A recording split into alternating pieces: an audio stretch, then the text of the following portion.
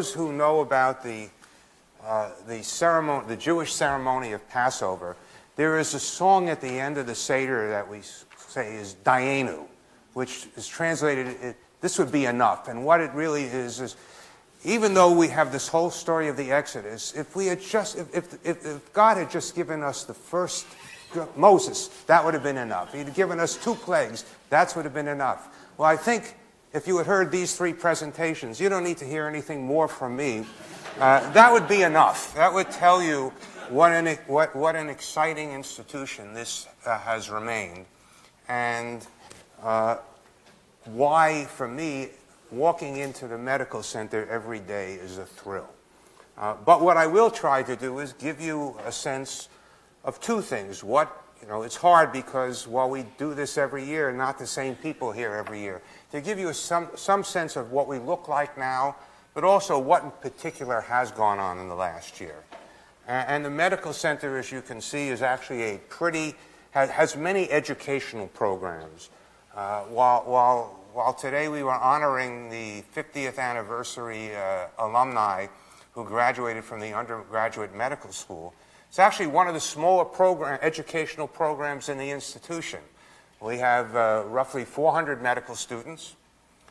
We have about 500 graduate students, roughly 350 who are getting PhDs, another 150 who are getting master's degrees. We also, in the graduate program, have 250 postdocs. You actually can see our largest training program is really our graduate medical education program. We have 750 residents and fellows. The School of Nursing has 500 students who are going for about 12 different degrees. Our dental center is only got a postgraduate, graduate dental education. They train roughly 75 residents. But I think, as you can see, one of the things that is really special about this institution is being next door to a dental center that can have the kind of people that you heard Antonia Kalakaitos. And as a result, we're now starting to think about an undergraduate program that would perhaps be an undergraduate with a PhD. And then, of course, we've got 1,600 physicians who go through continuing professional education. This is what our medical school class looks like. You can see a steady upward increase in the number of applications. This year we had 6,256 applications for 104 slots. We accept 256, so that's 4% acceptance rate. The national rate in last year was 40.3%, so we're about 1/10 the acceptance rate nationally, and that puts us actually into the top 12 in the country of being difficult to get into. So many of us are very happy that we already have done this. I think what is different when I was giving the 50-year medallions, which you'll see going forward, is our medical school class now is 53% female. It wasn't 50 years ago, and with about 21% underrepresented minorities. Our graduate school program has 12 different PhD tracks. You can see we get close to about 700 applicants, and generally we accept roughly 60 or 70, and that varies, unlike the medical school. That varies on how many labs can actually take graduate students, have the funding, want graduate students at a particular time. But it's been averaging 60 or 70. What you can see, last year it was 63. What you can see is, again, about half of our students are female, and roughly 80% come from the U.S. This is a marked difference in the last 3 years, in that it used to be only around 50%. And what's important with that is that you cannot get institutional training grants from the NIH unless the majority of your students come from U.S. schools. So this is allowing us now to apply for and get institutional training grants for our graduate program. Our residency match is always stunning. It's always usually 80% or more will get one of their top 3 programs. Usually around 20% stay in Rochester. And interestingly, while internal medicine is our most popular, at about 22%. Very different from when I graduated from medical school, where it was 60% where I went to. 22% is pretty much what we've been averaging. But family medicine is now our second most popular program with roughly 10%. And we are known to have a superb family residency training program. I mentioned we have about 80 programs for residence and fellowship. You see we have 27 residencies programs, 56 fellowships. And what you can see below it in terms of our graduating residents, a little more than half go into fellowship. Roughly a quarter will go into private practice, and a little bit less will then go into academic practice. In terms of our fellows, roughly half who graduate go into academic practice. 16% go into another fellowship, so they're gluttons for punishment, but and roughly a third go into private practice. What's interesting and distinguishes us from the other schools in New York is that of the residents and fellows who go into practice, roughly 55 to 60% stay in New York. That's very different from the other private medical schools, where it's closer to 20, 30%. And of that group, almost 80% stay in the Rochester area. So our residency and fellowships really have the split we want. About half are academic and become the leaders and the researchers and the educators. About half go into practice and are really responsible for providing such a high quality of medical care in the greater Rochester area. We've been a model for the state of how we can have people stay in a region and practice medicine. I think this group knows that the medical school has always been in the leadership in terms of curriculum, the double helix curriculum, the biopsychosocial model. Right now, what we are focusing on is really interprofessional education. And this is an unusual opportunity. We are an integrated system. We have a nursing school across the street. We have a dental center next door. We have a school of education. So what we have been doing is trying to, in some ways, grab the bull by the horns and say, if we're going to change the system and we need more interprofessional education, we need teams that can integrate better, that can provide the best approach to care management, that can involve dentistry. We've created an Institute for Innovative Education, which is designed to train people together. We already have been recognized by the Macy Foundation as being one of the leaders in integrating medicine and nursing. But our Institute for Innovative Education and our Center for Experiential Learning, our Simulation Center, is really being designed. It's run, first of all, by a doctor of education, which we thought was novel. But it's really being designed to create curricula that we can use that go across all platforms. And this year we have been invited by the Macy Foundation to be one of 40 individuals, two of us, Sarah and me, to go to their annual summit, which this year is on restructuring learning environments. And we've been asked to author the white paper that comes out of this summit. And we've been asked to do this because they view us as a place that's actually going through the structuring of the changing of the learning environment, not just talking about it. We got a great honor last year. The ACGME also has recognized that residency training needs to be upgraded, and in particular to integrate residents more into the quality and safety mechanisms, integrate them more into the strategic planning, get them very involved in care management. And so there was a competition for 8 centers that would be called innovators and would lead the programs in trying to restructure residency program. We are one of the 8, along with such places as the Cleveland Clinic, UC San Francisco, Texas and Austin, the University of Chicago. So we were quite honored by that. Our major project, we have what's called these up teams, which were designed to for each patient's area, to have the nurses and docs work together in a more integrated way. We're now integrating the residents into this up team. And we were asked to host the first national summit of these 8 pathway innovators in May. And I think it was our role there that led the Macy Foundation to say, we're already doing this. So I think we're very proud of this, because I think what you know probably better than anybody is how special this medical center has been and this medical school has been in paving the way for new models of education. On the research side, we are a large research institution, one of the top 30. We have roughly $230 million of funding.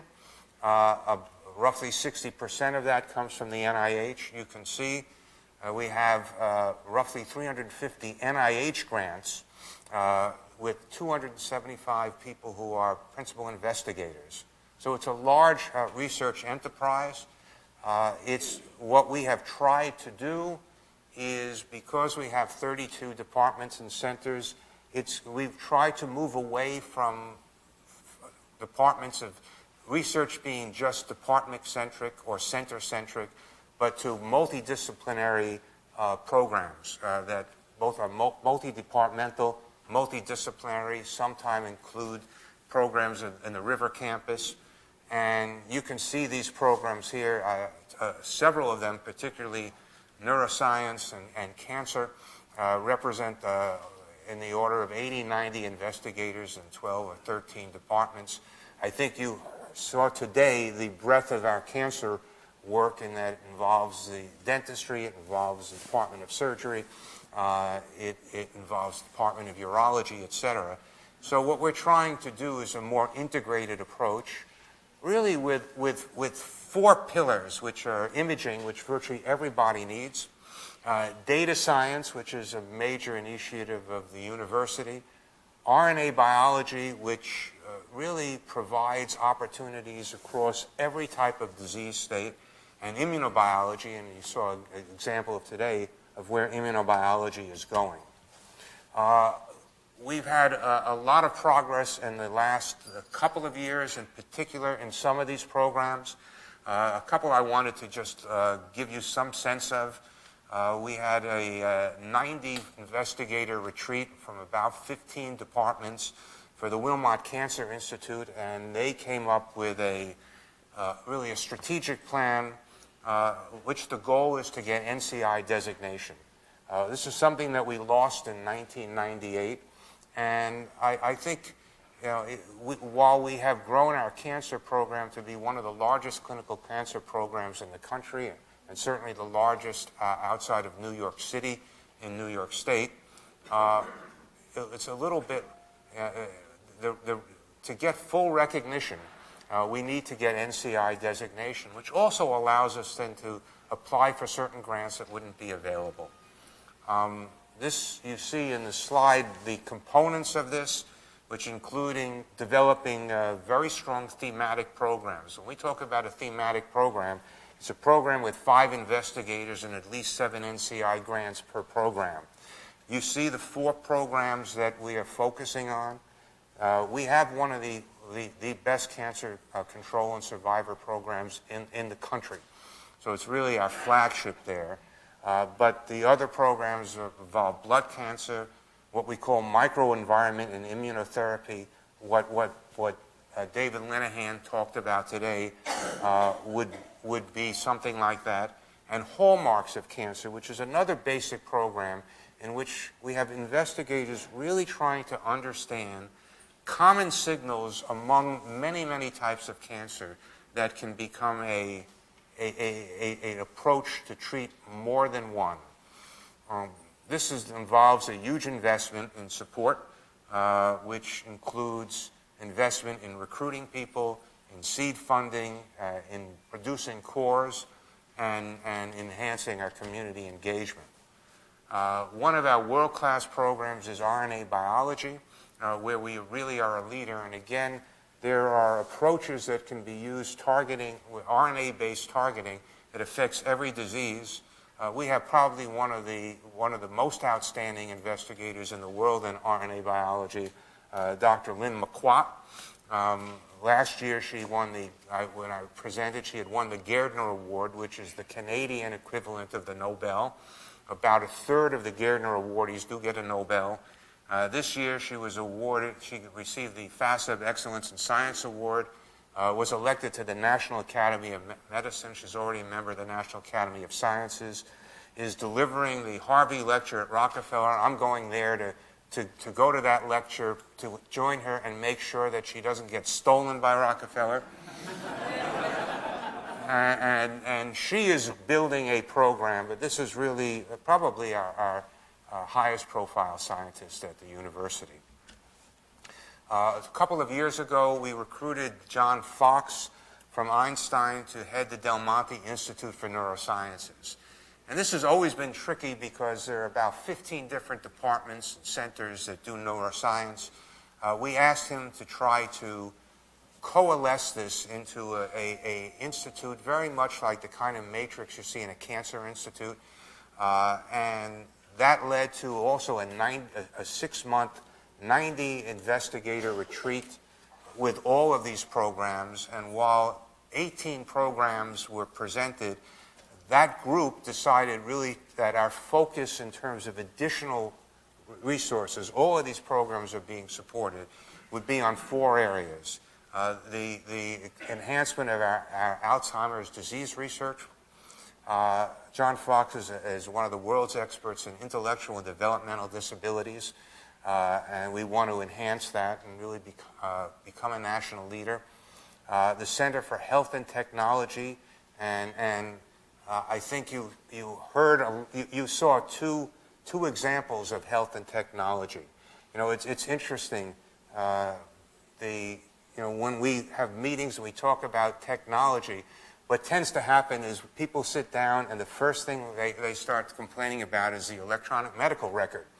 And what we've tried to show you today is what we think of technology is the kind of work that Ahmed Ghazi is presenting or Antonio Colakaitis is presenting, in which we're using technology to really do extraordinary things. And the last is our Center for Neural Augmentation and Virtual Reality. And this really couples with a lot of virtual reality work at the university in optics and with our neurorestoration programs. So these are the 4 programs that are sort of the programs that we're going to particularly highlight. But again, we have very, very broad neuroscience program. John Fox last year recruited 9 people. These are mostly junior investigators coming from all over the country. The average recruitment had 300 applicants. So we're really getting the superstars in the next generation of neurosciences. He was 9 for 9. His last recruitment didn't come. He's now hanging his head because he's 9 for 10. Aaron Judge would like to be 9 for 10.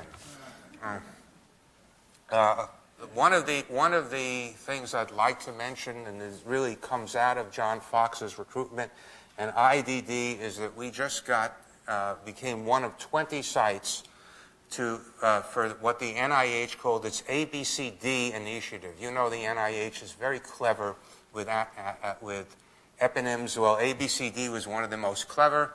It stood for Adolescent Brain Cognitive Development Study. And this is the largest study that's been funded by the NIH. What it's trying to do is very similar to what the Framingham study did 50, 60 years ago, when it started to collect data on relatively young people and then watch the development of cardiovascular disease. What this study is going to do is to do functional MRI on 10,000 children, age 9 to 10, who are considered healthy, and then to follow them through life, looking for the development of intellectual disabilities, autism, cognitive disabilities, performance in school, other neurologic issues, psychiatric problems, with the hope that they can identify and then potentially ultimately predict who are prone to problems later in life. And just like the Framingham study then became a way of then taking this population and looking at interventions would then be to be able to start asking, can you use functional MRI to predict how people are going to perform before they get problems, and can we do things that prevent these problems at an early stage? So this is a very exciting program of which we're thrilled that we're going to be one of the 20. We did get a couple of another very exciting grant this year, something from the NIH called CLIC, the Center for Leading Innovation and Collaboration. This is a $19 million grant that comes out of the NIH's Clinical Translational Science Award program. So about a dozen years ago, we were one of the first centers to get the NIH Clinical Translational Science Award, and that was designed to create the infrastructure that would best let one take work from the bench to get to the bedside, in particular to get scientific studies into animal studies and early human studies. And there are now roughly 50 centers. The NIH focus is now a little bit more towards the end product of getting clinical trials, more population studies. But one of the things that the NIH now wants to do is they've said, all right, we've created all this infrastructure.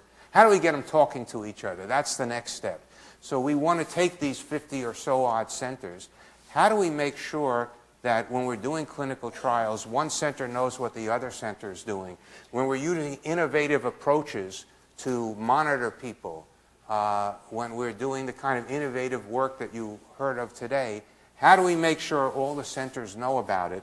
And so they wanted to create a coordinating center that would really particularly focus on coordinating how data was being analyzed, strengthening team science, and creating communication among centers.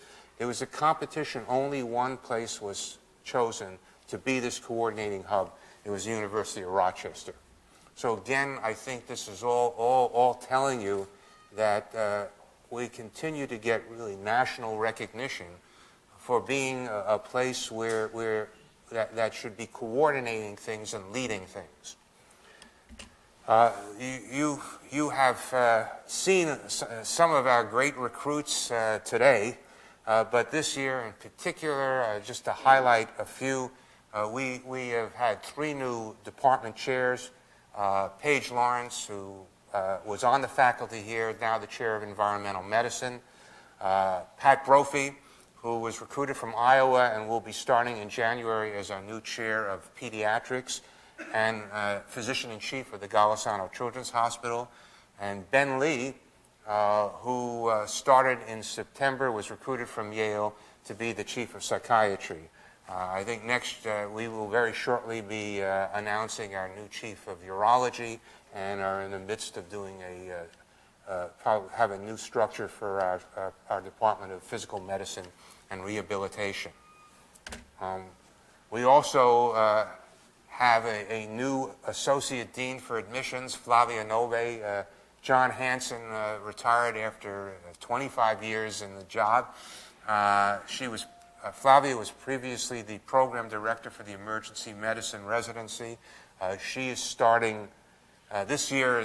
She actually started last January working with John Hansen. This is her first year.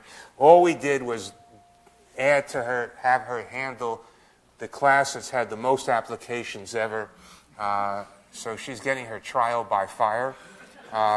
We also added a new assistant dean position for medical education and diversity and inclusion. Diversity and inclusion is becoming more and more important for the medical center. Linda Chaudron, who was the dean for diversity and inclusion, we have now moved to a system-wide position as a associate vice president for the medical center. So we've now hired a new dean to focus particularly on diversity and inclusion in the medical school and for our residency programs.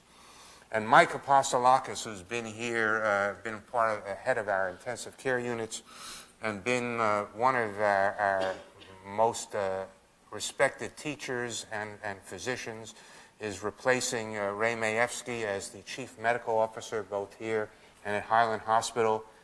Ray stepped down after, I tease him, about 125 years as a medical director. But the good news is he's still working here. And So we've also had some non-academic leaders, including a new chief information officer in Tom Barnett, who comes from Illinois and the North Shore system there, really an expert in electronic medical record. Chip Partner, who is our new head of public relations for the medical center. Aileen Shinneman, the new counsel. I think many of you have met Kelly Anderson, who is the head of advancement for the medical center. So it's been a very busy year and a very exciting one. You heard David Linehan before. We recruited him a couple of years ago. David has been a magnet, and these are just some of the people that he has recruited in the last year. I have a couple circled. Sunil Prasad, who is the new chief of cardiac surgery, who comes from Mercy Hospital, part of WashU system. Roberto Hernandez Alejandro, the new chief of abdominal transplant surgery, who was recruited from Canada, and Larissa Temple, the chief of colorectal surgery, who was recruited from Memorial Sloan Kettering. In terms of the clinical enterprise, this is a very different institution than the one that you left 50 years ago for our 50-year alumni. We now are a system. It's not unusual. I think you see most, as we move towards population health, most places going towards a system. We now have 6 hospitals. We have actually more than 1,200 beds, but within that system, roughly 63,000 discharges, 29,000 from Strong alone. 190,000 ED visits, including about 120,000 from Strong. We now have 6 urgent care centers, with 3 more opening up, and had 27,000 urgent care visits. And you can see we now have 3 million outpatient encounters. So it's become a very large system that involves about 500,000 patients.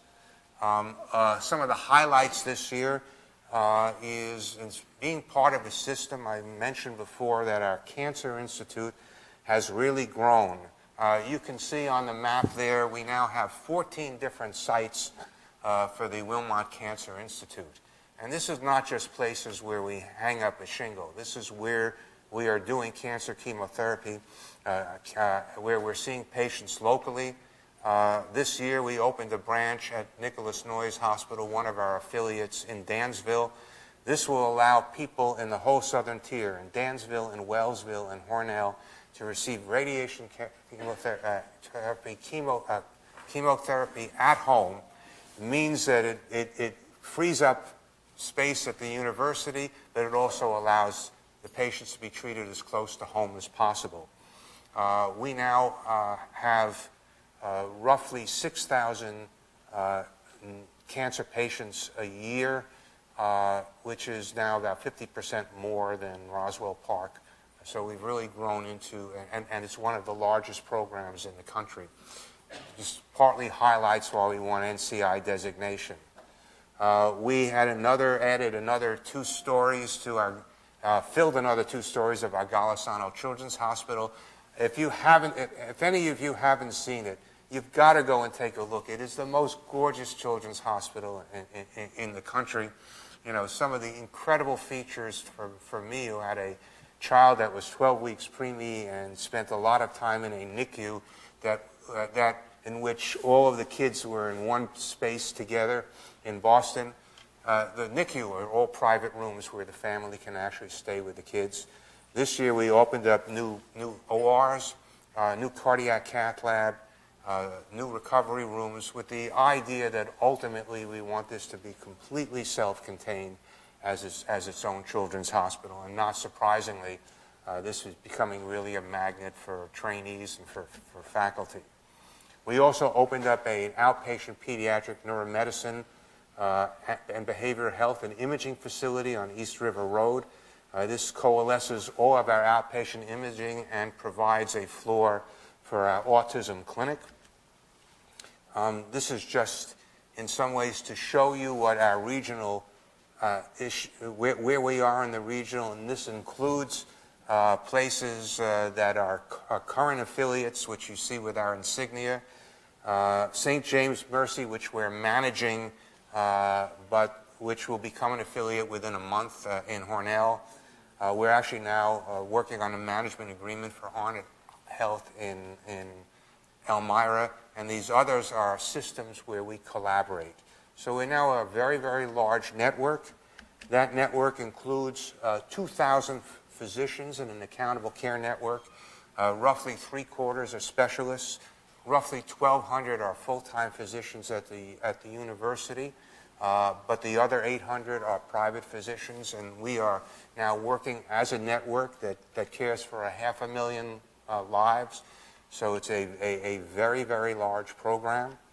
I mentioned we had urgent care centers. There's also one that you don't see on this map, but further down.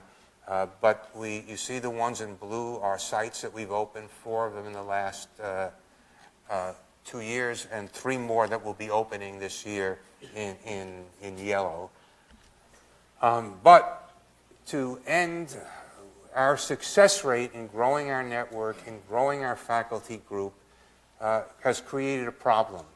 For one thing, our hospital is running in medical surgical beds over 100% occupancy. In fact, this year we've been averaging close to 110% occupancy for 4 years. If you look at the curve on the left, we had Stroudwater Consultants give us an estimate of the number of discharges that we would see at Strong in 2025. That's the orange. The blue is the actual, so we've already exceeded what they thought would happen in 2025. And this is because of our growth as a referral center. It's because of our growth as a network.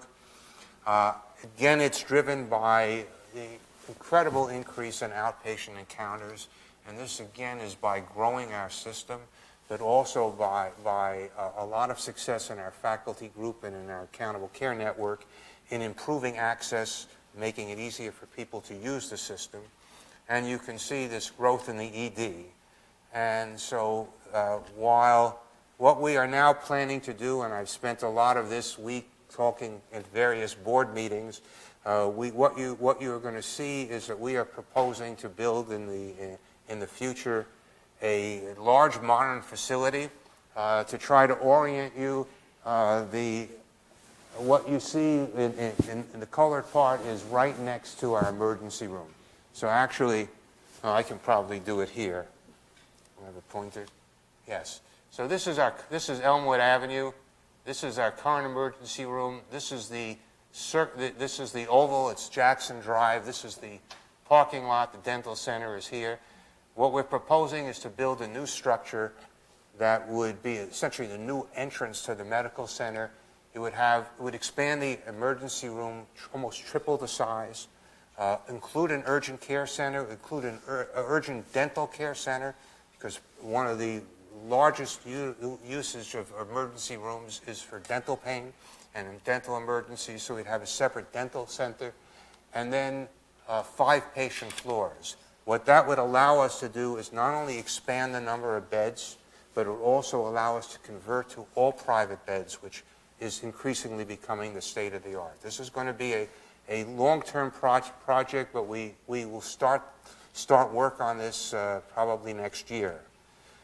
We also have, because of this incredible growth in the outpatient facilities, we need to free up more outpatient space as well. And perhaps one of our greatest areas of growth is orthopedic surgery. We now not only are, and this is really a mixture in that our orthopedic research program is the top funded program in the country by far. So it is the flagship program academically, but it's also growing so rapidly that we are almost filling all of our outpatient offices. We keep building satellites. We don't have enough OR space. When I started, 20% of orthopedic surgery was outpatient. Now 82% is.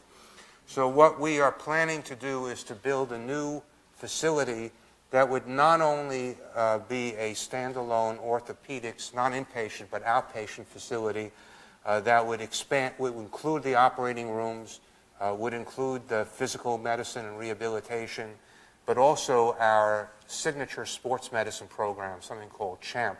And that's one of the reasons you see ultimately a field house, but would also ultimately include all of our research, our clinical research, not our basic research. And so this is another plan that actually will be initiated also very quickly, a new orthopedic facility. What that will allow us to do is use our current outpatient OR facility in Sawgrass for general surgery and have all the orthopedic outpatient being done in the same facility that all the patients are seen, which will be great. So these are two projects that we anticipate will be approved by the university this year, or this academic year. And as you keep coming back, you will hopefully be able to see these projects go to fruition. But these will allow us to grow both inpatient and outpatient. Finally, I should just leave with a few other things. It was a great year. What we have done, because we are an integrated system, is we are trying to integrate our budget into one. So not just to see what our patient care is. We are now about a $3 billion operation in patient care, but also how that patient care is revenue helps to support our educational and research enterprises. What we are shooting for is a 2% system margin, which we achieved. So this was a very good year for us. Putting it in perspective, this clinical margin was about 3.5%.